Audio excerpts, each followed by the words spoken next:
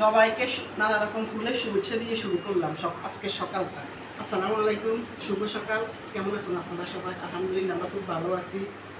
আজকে আমাদের সকালকার ফার্স্ট নাস্তা, তারপরে আবার প্রথম পর্ব, তারপর আবার দ্বিতীয় পর্ব শুরু হবে।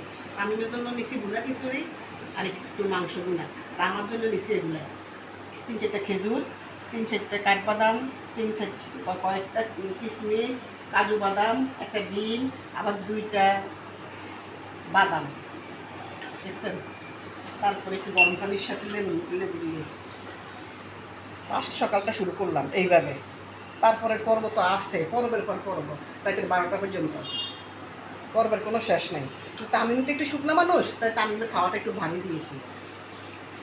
আমার হচ্ছে এগুলো, তারপরেও এক ফোটাও কমতেছি না। সবাই আমার জন্য দোয়া করবেন, আমি যেন একটু কমি।